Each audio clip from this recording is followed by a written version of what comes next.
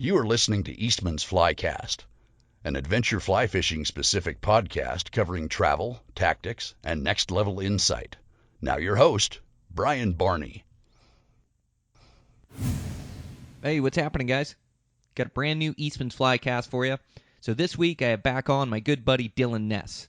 Dillon is about as fishy as they come, spends a bunch of time on the water, and is super knowledgeable. It's one of the reasons why he's a regular on this show. I really enjoy chatting with him. In today's episode, we really talk about some future trips that we want to plan and go to. We talk about timing the river system. We talk about some of the epic fly fishing adventures we've had over the past year. And then we also get into some different species. So we talk about fishing for pike, fishing for smallmouth, and just some of the other opportunities that are around here in Montana, around the West, and around the country, really. So made for a great conversation. I really enjoyed it. I think you guys will enjoy it too. I want to thank my sponsor for today's show. I want to thank Avid Max. Avid Max has a great internet retail store with absolutely everything you need for fly fishing. They have rods, reels, they have lines, tippet, they've got flies, fly tying material, they've got all the best gear, the best name brands, and they also have a great clearance section with a bunch of items on there that are marked on sale. So make sure to check them out. They've got a knowledgeable staff. They also have a physical location just outside of Denver, and all their employees are super fishy. That's their passion, is to be fly fishing. They can get you set up for any of your adventures, whether that's out west, whether that's to the Salt, or fishing for steelhead in the Pacific Northwest. So if you're in the market for anything fly fishing, make sure to check them out at avidmax.com. And with that, let's get into this podcast. So my good buddy Dillon Ness, super fishy dude. I'm your host, Brian Barney, Eastmans Fly Cast. Here we go. Yeah. Well, what's going on? Oh, not too much. Just getting off work. What about you? Same. God dang, dude. It has been so freaking hot here. Oh, my gosh. Absolute beatdown. Oh, dude, yeah. I can't imagine. So, like, you're in Billings, you're east of me. It seems to be 10 degrees hotter in Billings than it is here, so it's been a scorcher here. I can't imagine where you're at. Oh, dude, we've been starting so early. We've been starting like 6, and just so we can get off by 2:30. But today that was the plan. But tomorrow's supposed to be like 107 degrees. So we were like, you know what? Today's only 100. Let's just knock this out so tomorrow we can have like a 6-hour day. So yeah, it's been brutal. Yeah, so rough and so dry, dusty, and the smoke is just like you're like smoking cigarettes the whole time you're out there on the job. It's like, oh, dude, I looked on like the air quality deal. And it's like unhealthy. It says unhealthy for all groups. Sometimes it's like unhealthy for people who are, have issues. But it's rough. I'm ready for some cooler weather and some rain. Oh man, I'm ready for it too. Yeah, I may be doing more damage than good. Running out and that stuff. We've got like a fire burning right in our home valley. It started like down by Cliff and Wade Lake. Do you know where that's at? Yep. So a giant fire down there. So yeah, I mean, I haven't seen the mountain since I got home a couple days ago. Oh yeah, that sucks. No, it's the same way. Like I look out the front door and it's like, that's when, cause I run on the highway and stuff. And it's like, I was thinking the same thing. I might be doing more damage than good too. It's like, you're just out there huffing that smoke and it's like, oh golly, but no, it's brutal. I think we kind of get, well, being over here, I don't know the closest one to us. I think there's a couple in the Crazies and whatnot, but we get everything. The west wind, and it just blows it all in. But it is what it is, I suppose. It just gotta deal with it. Brutal. Well, yeah, they've got hoot owl restrictions on almost every river. Like, man, we just didn't get our snowpack and didn't get the spring rains. Like, we're just in a major drought across the west. It's pretty scary, really. Oh, it is. Oh, yeah. And we just got, I think it was last week when all the stuff over here finally got hit with it. I was kind of, I haven't been out a ton, but like the last few weeks, I've got out a handful of times, but I've been putting on before the sun even gets up just because it's like, gosh, you almost feel bad. Like, I don't know, one of those spots that I always go to, I got as tight up to the mouth of it as I could. And by the time I got off, I think we got off that day at like 12:30. So, I mean, we got off early, but the water was already 69 degrees. And it's just like, after the future of fish populations are more important to me than catching fish today or tomorrow. You know what I mean? It's Dude, just that's like, the truth. it's spooky. And I got out with Trev, this past weekend. It was Friday. Did he bust And any rods? he didn't bust any rods. We Good did for float. him. We are we on the hot mic? We went to the spot that you and I went in the wintertime. Okay. And because it's colder water. I mean, it was chilly, and it was as fire as it could have ever been. It was so sweet. Yeah. But Oh, so it was really? nice. It was. Oh, good for Oh, you dude, guys. That's so killer. couldn't believe it. I've never fished it in the summer. And because usually, on a normal year, it's like I fish all these other systems, and it's just like went down there. I was like, at least it's going to be cold, and we'll catch. I'm sure we'll catch some fish, but it was so dynamite, dude. And I like wasn't even thinking. Left my phone in the pickup. Trev didn't have his. So it's all fish stories, but we caught some good ones. Yeah. I have teeth marks all over my fingers to prove it too. Yeah, it was so legit. God, that system holds so many 20 inchers. You guys see any next level fish out of it? But dude, we caught 5 that were like 22, 23, like not like the next level of next level, but I mean really Yeah, that's next level. Those are good fish. Yeah, they were stacked too. And they were in the type of water you would expect them to be in, kind of like that quicker, on transitions, 2 to 4 feet, but quick water. So, I mean, we didn't even, cause we put on super early. And so we didn't even start with, any drives or anything. And so we just started out throwing streamers, and gosh, we didn't take them off all day. It was just nonstop. It was so cool. Oh, But, good for you. So in faster water, they weren't in that wintertime holding water. They were more like up and in the heavy and on the heavy sides. In the heaviest of heavy. I mean, not like turbulent, eddy type stuff, but yeah, like on the edges. It was like, I mean, some fish in the morning, I mean, they were in shallow stuff, probably 1.5 feet. But yeah, that downhill, just total summertime, full of oxygen and moving water, and it was just, yeah, they didn't think twice about it. It was just splat whack. It was sick. Good for you. Well, and that's the type of water that we need to find when the summers are like this, because like you say, the future trout populations are more important than catching a few trout.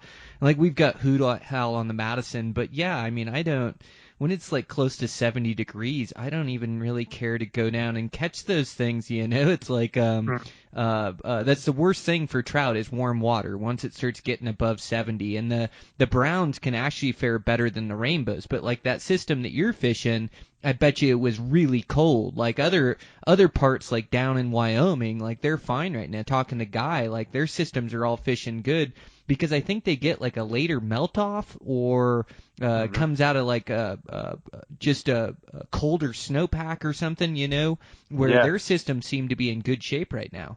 Yeah, no, and that makes sense. I mean, and they've got a little more elevation than us too, so it probably melts off a little slower, or like you said, later. But yeah, everything around here, that's the bummer. I mean, gosh, I have a couple buddies that want to go fish, and this and that, and even on Hoot Owl, I mean, obviously guides and everybody, they have to make a living, and Yep. That's why you can only fish from what is it, midnight to 2 p.m.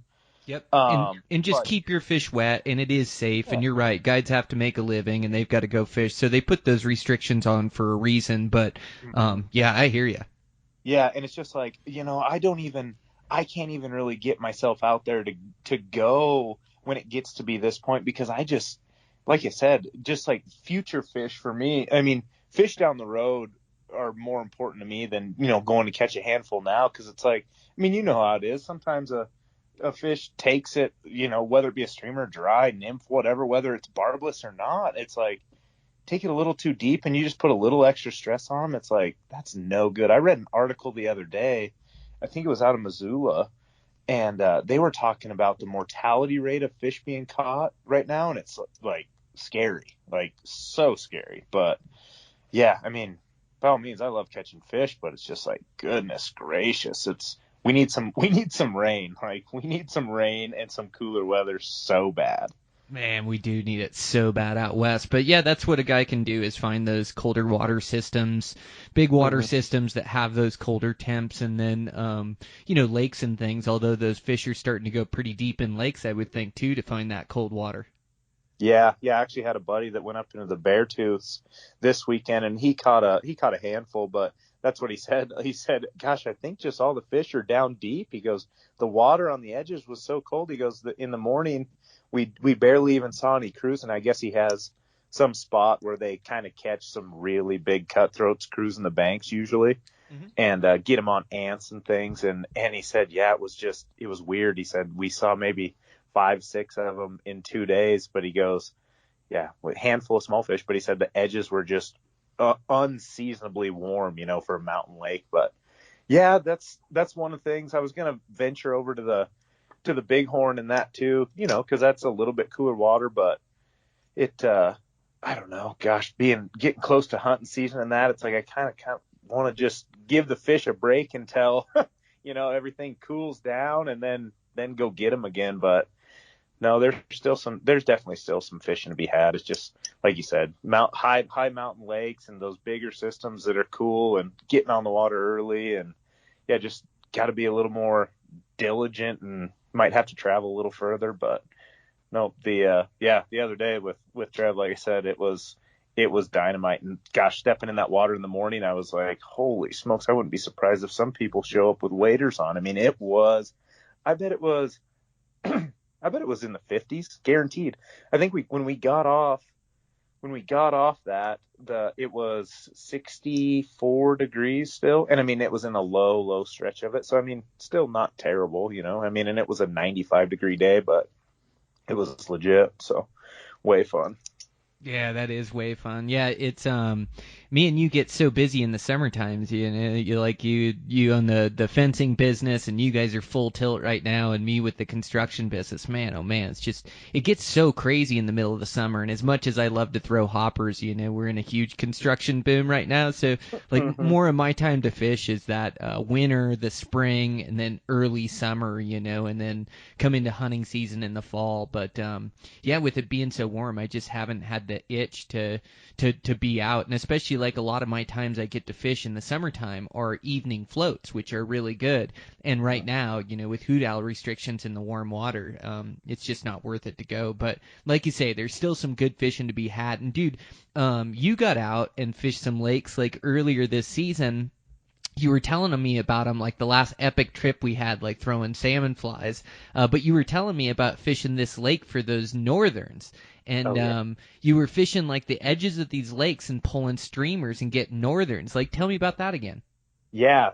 So, and that's another great option for people to get out and go fish and try something different right now, I feel like, is go to these lakes. I mean, we've got some of the best, I mean, we can just say it because, I mean, it's no secret. I mean, Fort Peck and Nelson and all those places, I mean, huge bodies of water, and those fish thrive in warm water. But yeah, no, I went early with my dad and my brother, and we usually try and make it up there 2-3 times a year.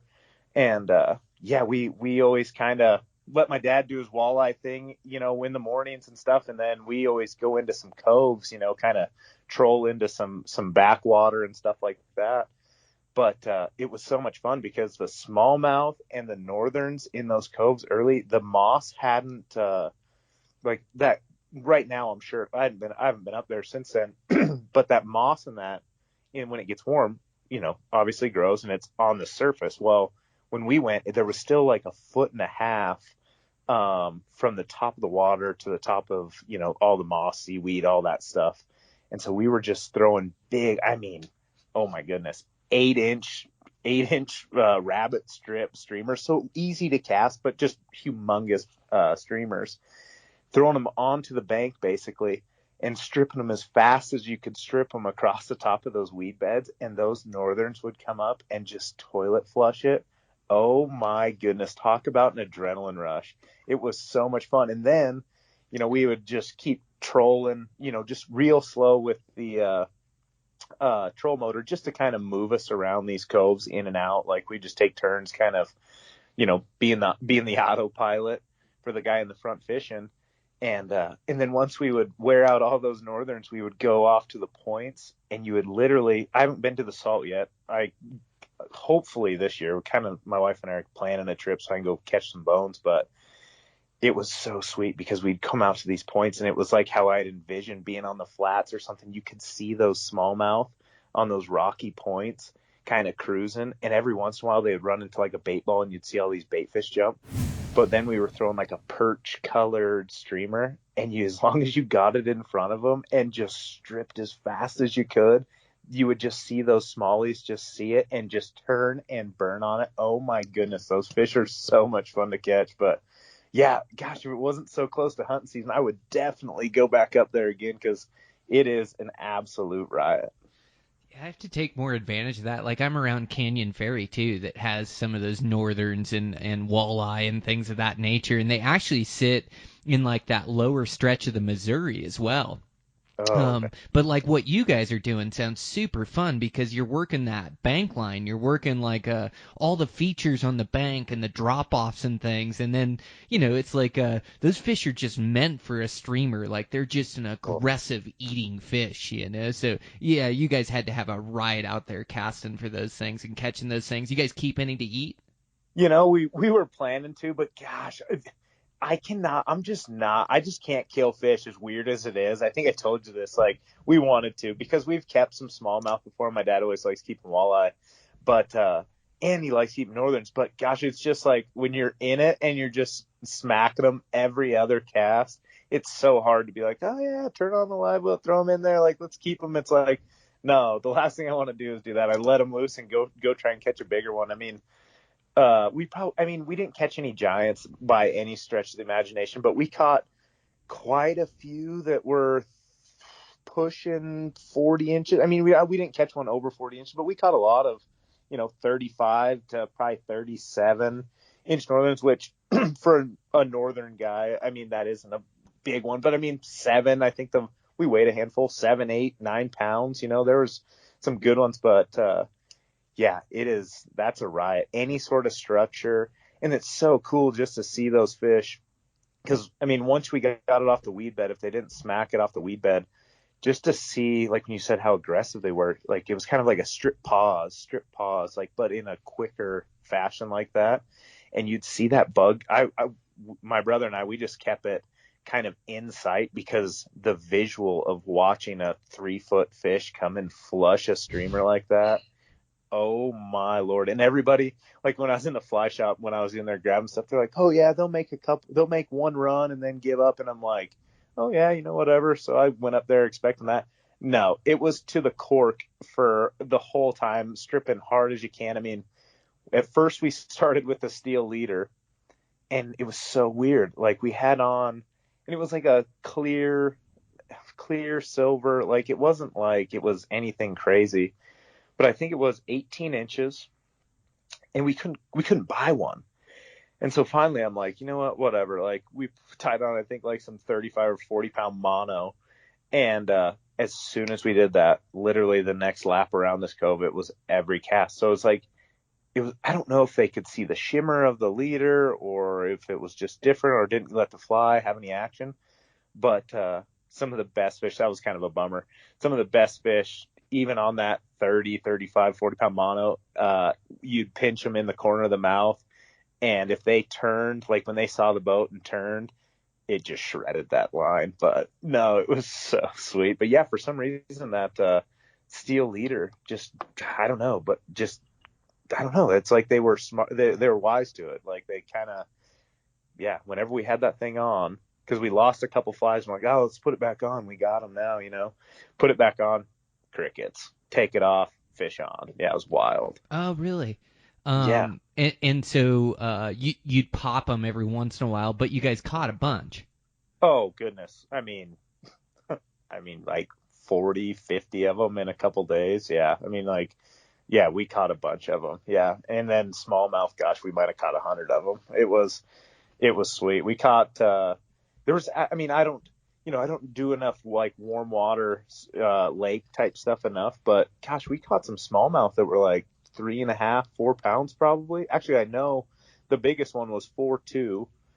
We caught a couple that were 3.5, 3.7, and because I mean, gosh, that's like my dad. He could care less about inches, like because he's a lake guy. It's like he wants to weigh everything. On the lake, everything is in weight in pounds. So, but no, pretty killer. I would, gosh, just talking about it makes me want to go do it again. Just I can, those takes, those eats on that streamer from those northerns are just ingrained in my mind. It's like, yeah, I mean, same with big brown trout, but a 3-foot fish just flushing a streamer like that is pretty awesome. Man, I gotta go do that. We got some lakes up north of me, like northwest Montana, like around Seeley Lake and those places, that'll Mm-hmm. hold walleye and northerns and bass as well. But it'd be super fun just to target some of these other species. And yeah, dude, I can't imagine like a 36 or a 40 incher coming on your bug like that. It's got to be a ride, especially for a streamer guy. So yeah, we definitely have to do more of that. And you've actually seen them in river systems too, where they'll eat, where you're fishing like a multi-bag, where you're fishing for trout, and those big pike will come swirl on that thing as you're fishing for trout as well too, right?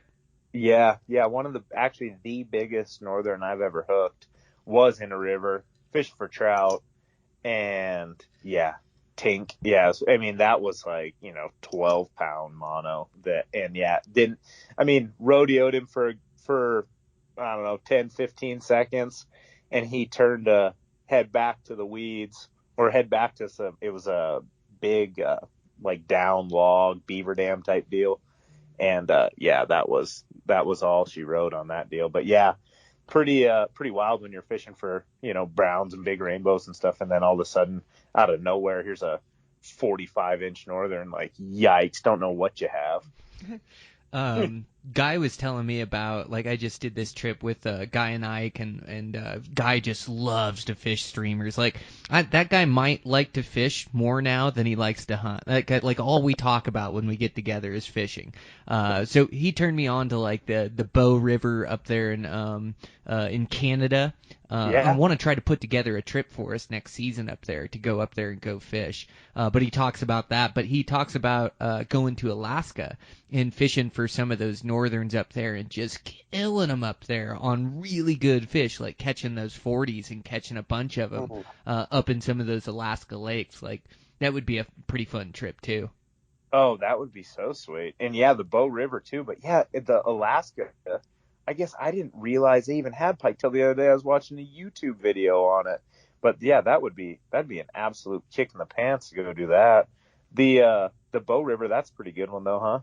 Oh man, yeah, I hear that Bow River is insane. Like, it runs right through town there, but I guess they've got some giants in there, giant browns, giant rainbows, and so he's fished it before a couple times and kind of turned me on to it. And then I met a guy at one of the Western Hunting Summits that goes up every year and fishes that thing, and so he wants to put together a trip and go up there next year, and he's got some contacts up there and things. Man, it'd be an awesome trip for us to put together. Oh, sign me up. Yeah, we've got a couple that we need to just put into play once everything's settled down. I think, shoot, you can go to Canada now, can't you? Yeah, I think they finally opened the borders. Yeah, that's what I thought. Yeah, maybe that'll have to be high on the priority list.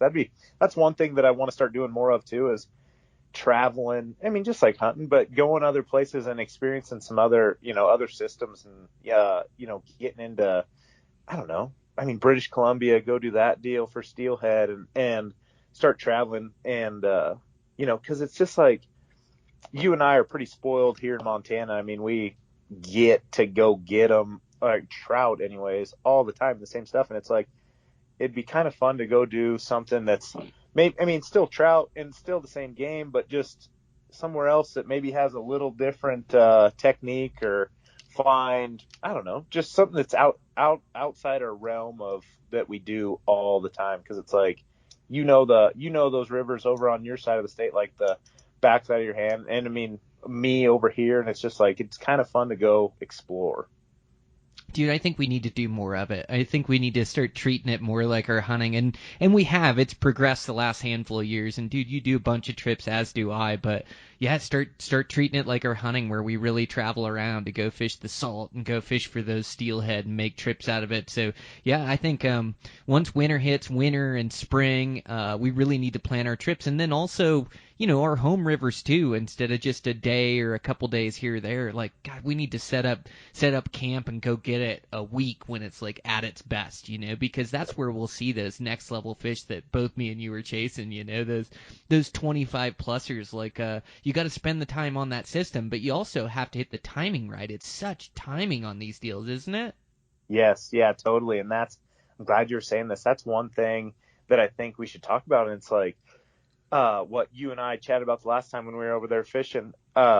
We need to, on a calendar, the systems that we love to fish. Hey, these are when we are most successful. These are our favorite times to fish it. And instead of, doing a 2-day bomber or a 1-dayer, it's like, hey, on the Yellowstone, we need to be here these dates and we need to fish it for 5 days, the Madison, these dates, the big, whatever the river may be.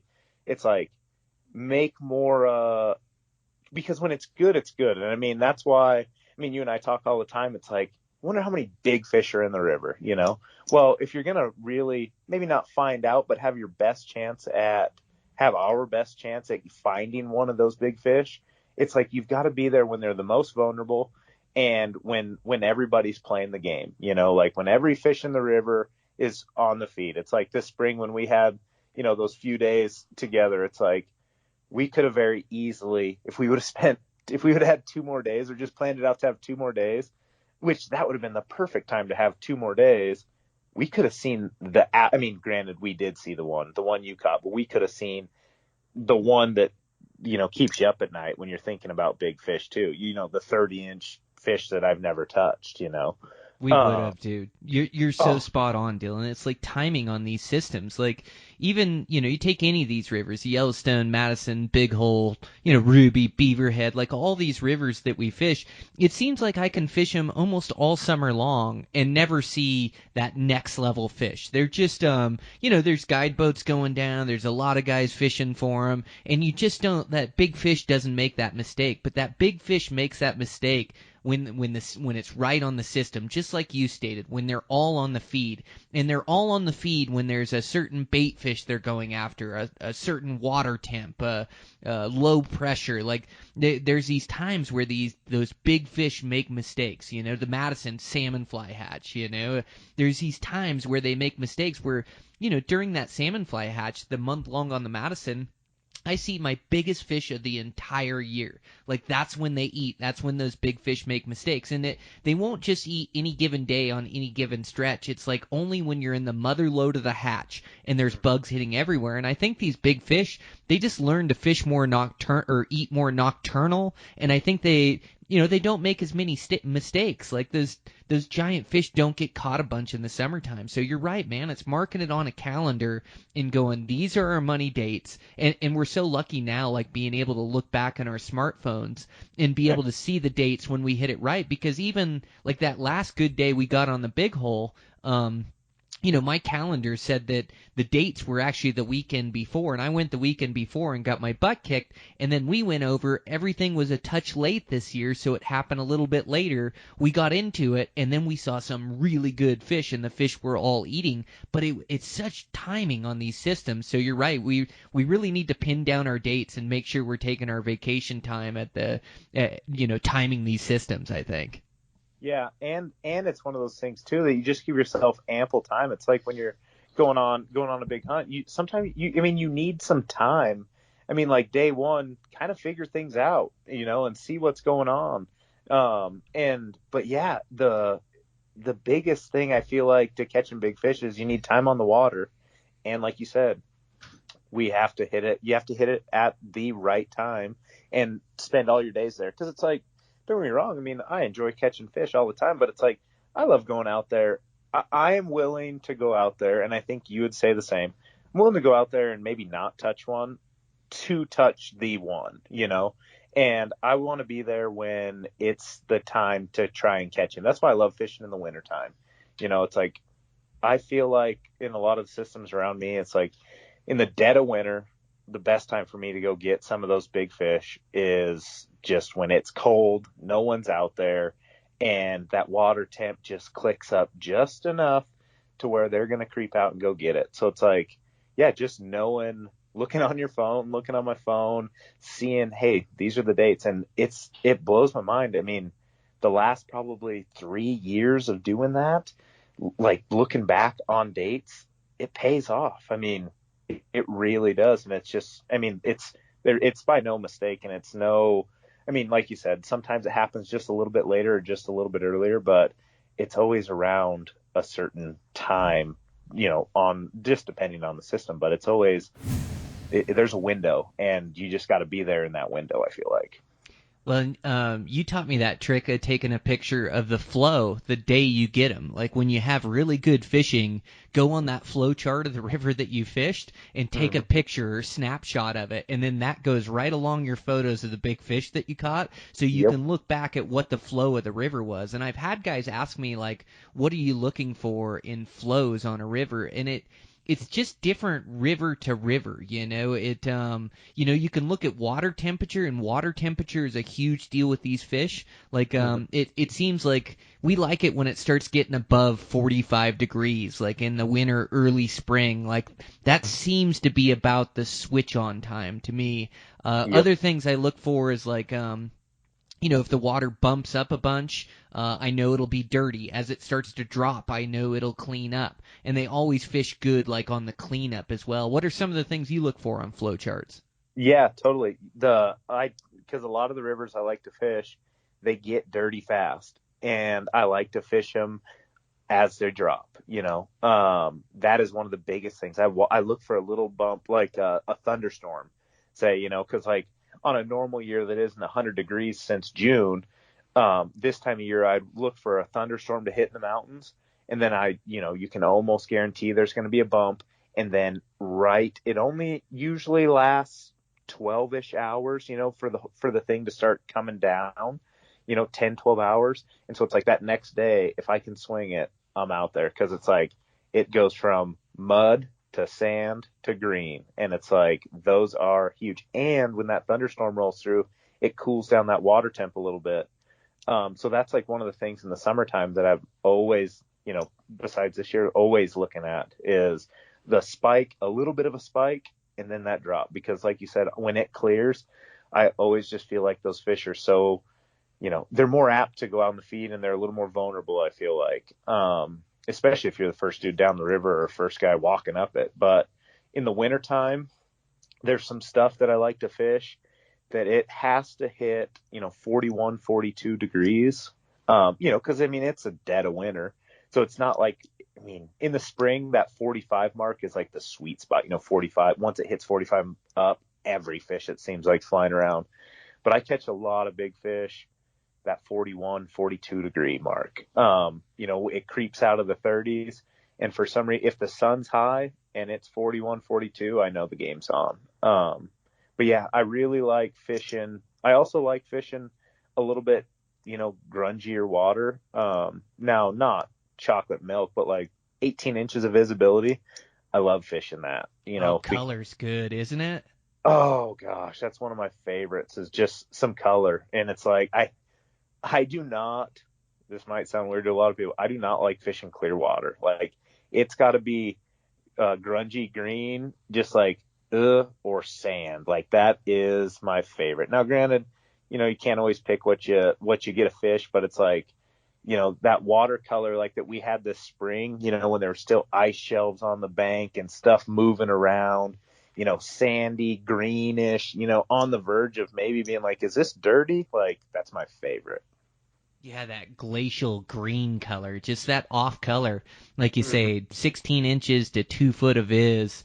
They really like to eat in that stuff, and you just kind of learn the systems, like taking photos or watching flow charts every time you go fish. Like you Yep. start to learn what the river looks like at 1300, or what the river looks like at 800, or what the river looks like at 300, and so like even it's almost like experience that dictates it to you. And you know, me and you can always get excited to go fishing, but it's nice when you know in the springtime when a system hits 1200 CFS, you know that it's going to fish good. You know, like there's just these markers that you start paying attention to your flow charts, and then you start seeing, and it correlates to the fish you catch, and then that's when you take your photo of it and go, okay, this is what I'm looking for next year at this time of year. Or even like hatches coming off, like you know, those salmon flies come off when that water starts to drop from runoff, and so you know, really watching that flow chart for those drops is crucial, and timing that thing up. Man,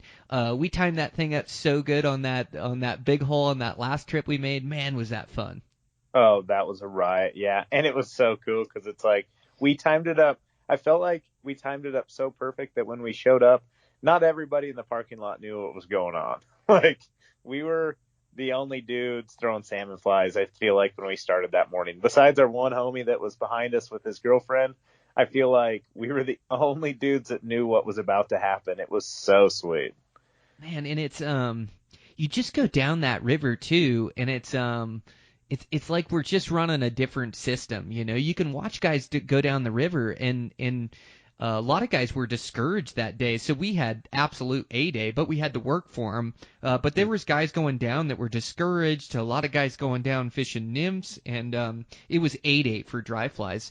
But it's just weird how that extra effort pays off. So as we're going down, whether you're oaring or I'm oaring, we're pulling so hard on the sticks that boats are flying by us and passing us in the middle of the river, and we're really working that edge line. And so we're rowing harder than the rest of them and rowing in tough spots, like when you have to go around rocks, we'll kind of snake our way through them, or get around the rocks and get your guy right back in where he can make a cast.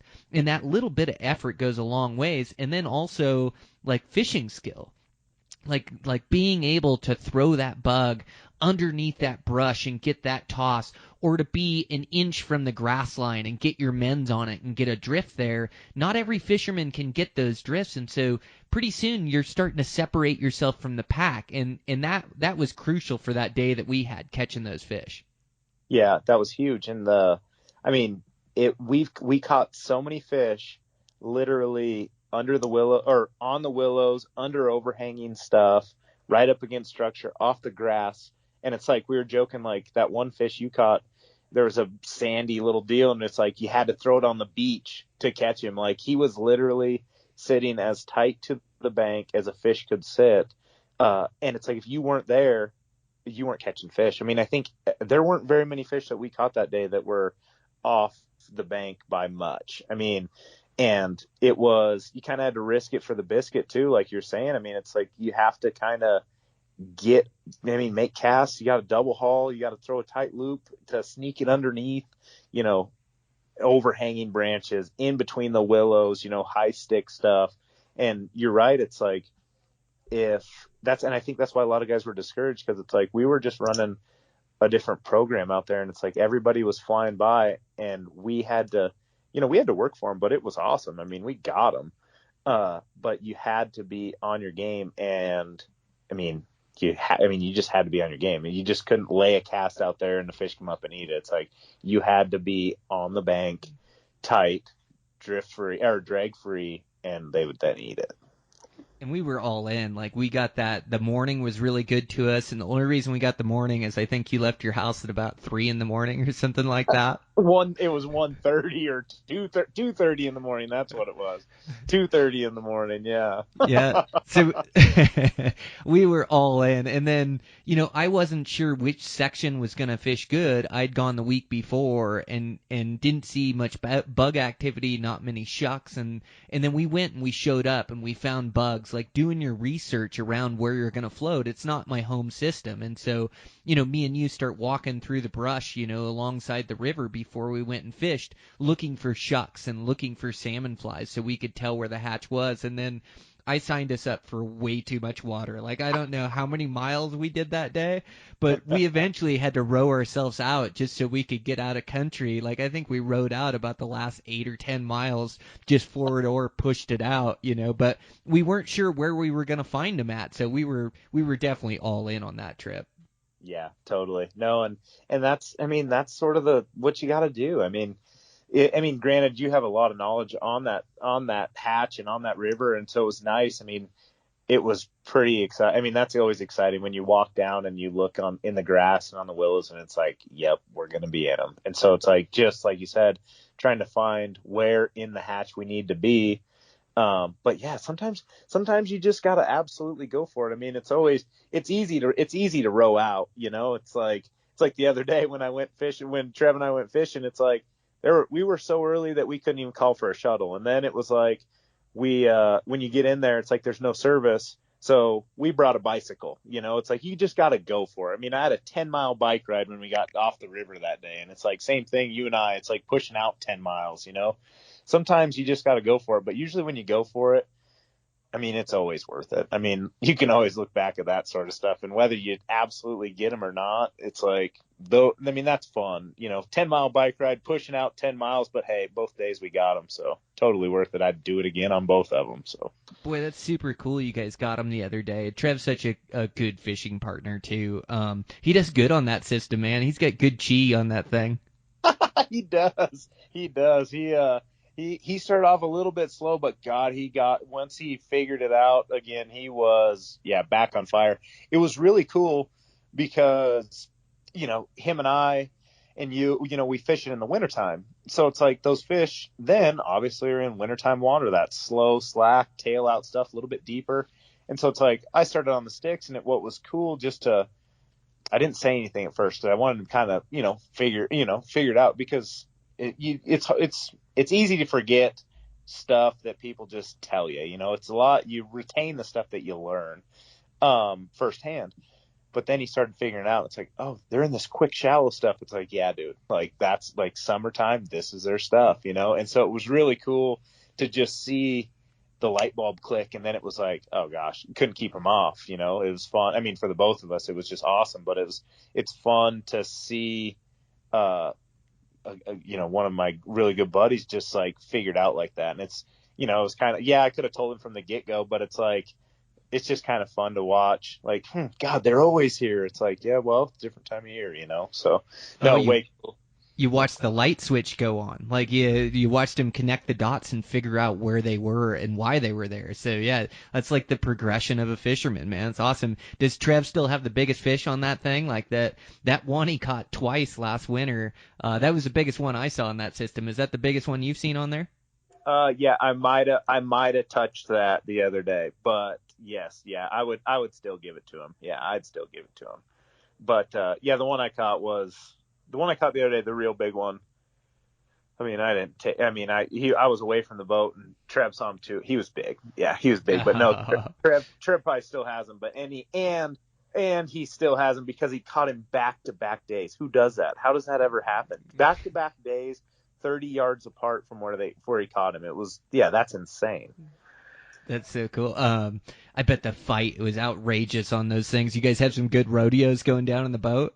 Oh man, they had so much juice. It was, I mean, that water was so, and it was really cool because it was so cold in the morning. They were a little sluggish in the morning. I mean, they were still hot, but once, 9:30 rolled around, it was absolute rodeos. Yeah, it was so sick. I mean, cartwheeling. I mean, because you know how it is when you catch those fish. I mean, a lot of that water, we couldn't back row super hard going down because it was, pretty downhill, and that's where they were.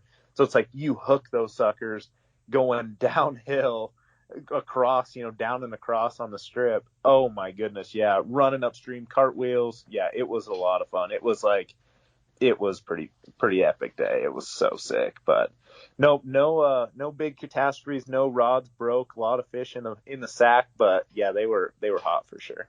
Yeah, that was a fluke on the last trip. I was just giving him hell or whatever. But yeah, no, that's awesome. Yeah, it's like that's the funnest part for me is like like it's all fun to me, and you get little adrenaline rushes with with everything you do when you come down to good water and you think you're gonna catch him, or you get an eat, or you see a chase. But hooking on to one, like me and you both like chasing big fish, and so when you get your hooks into a big fish and you have to fight them going down in the boat or from the bank line or whatever it is, it's like it's like this high pressure moment where you have to make all the right moves, where the hundreds and hundreds of fish that you've caught all come into play, and you can still lose them. It's like a chance, but to get the rod direction the right way, to keep on that fish on your strips, to have the guy on the oars, pull him away so he's not underneath the boat. Like it's just action, and those big hard fighting fish are so tough to land out of the boat that it takes both guys being on the ball. And most of the time when you're in the front, you can net your own fish, but you get one of those big ones, and then it's all hands on deck. Then you want your rower to slide the sticks in when it's time, and then get in there and dip that fish so you can be on deck. But man, it doesn't get any more exciting than that for me. No, me neither. No, and that's why I just love chasing big fish too. And I mean, we've said it 100 times, and it's just like, those are the fish you always remember. It's like the fish you caught this spring. It's like, I'll always remember that one. Like, that was an absolute rodeo. It's like that sort of stuff. It's like, that's why I go out there. And it's like, I love going fishing, and it's like my uncle, he loves going to small streams and stuff for his own reasons. But it's like, I like going to water where I can go catch big fish. I don't even have to touch a fish for that day to be fun for me. It's like, I just love hunting a big one out, because those rodeos and those moments that you get with your buddy, that has to net him for you as you're going down the river. And it's just like it's just high, it is, but I mean, it's high pressure. It's like when you fish all day to catch that one fish, or you fish all year to catch that one fish. That's probably better put. You fish all year to catch that one fish, and it's like, here's your chance, and it's like, those are the ones that you never forget. Can't beat that stuff. Yeah, man, it's super fun.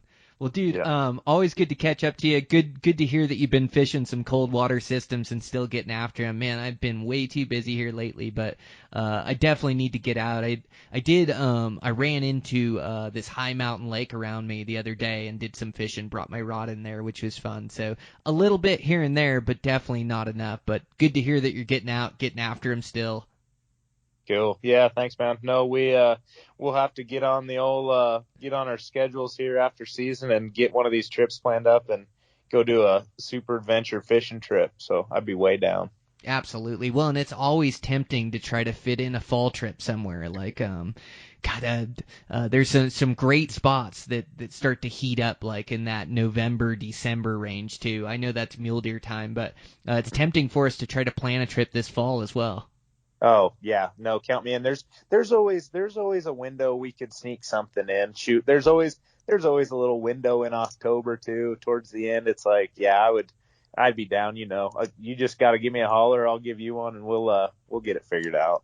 Will do. Well, thanks, buddy. I appreciate it. Yep, you bet. Okay. All right, guys, that's a wrap. Again, I want to thank Dillon Ness for coming on the podcast. He's always willing to share information. He's wealth of knowledge, so I really appreciate and like that guy. So thanks to him for coming on. I also want to thank Avid Max for their support of the podcast. Thanks for everything they do. Just a great company and a great store. If you're in the market for anything fly fishing, make sure to check out Avid Max. And with that, man, just from that conversation you heard from Dillon, I haven't been out too much here this summer. Man, I've just been super busy here, but plans to get out. Really my seasons are winter and spring, and hopefully make some late fall trips as well. Also like to fish that early summer. Like I say, we're just so busy around here now. With all the hoot owl restrictions, we've got warm water and things. So if there was ever a year to be a bit slow in the summertime, this one would be it. But there's still some great fishing out there, great opportunity. So I hope you guys are getting out on the water, having some fun, and getting after it. So thanks for the support of the podcast. I appreciate you guys, and we'll check in with you next week.